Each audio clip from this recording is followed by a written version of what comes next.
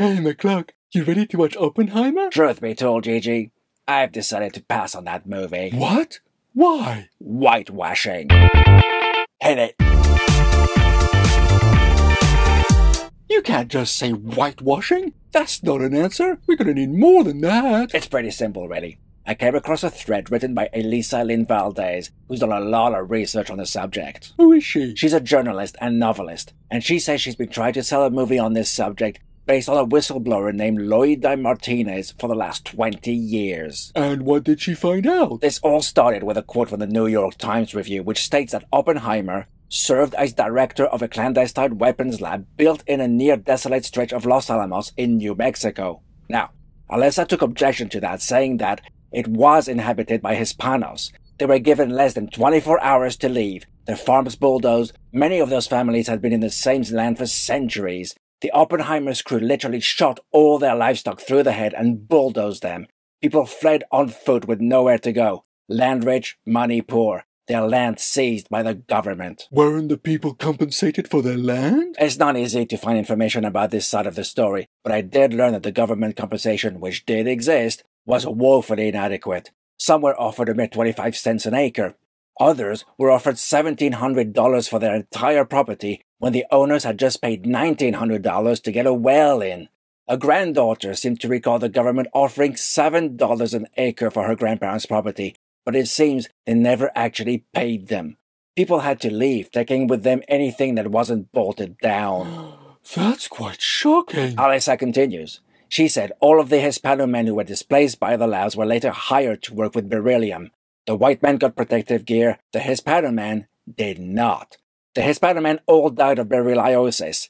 They were U.S. citizens, folks, their land taken, animals killed, farms bulldozed, forced to work for the people who took everything from them, and killed by those people. And none of that is in the film. That's what she's saying, and if that's the case, it's a whitewash, and a pretty appalling one at that. And it's sadly even worse. Alessa concludes that because of what the labs did to the local Hispano people in northern New Mexico, our communities now have the highest rates of heroin overdose deaths in the nation.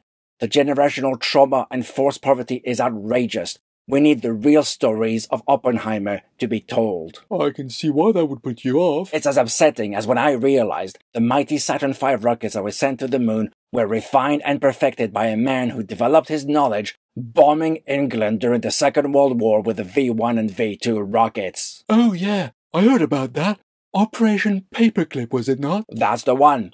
Werner von Braun was a genius scientist working for the Nazis, and he got scooped up by the Americans at the end of the war, along with so many others, and then started working for NASA.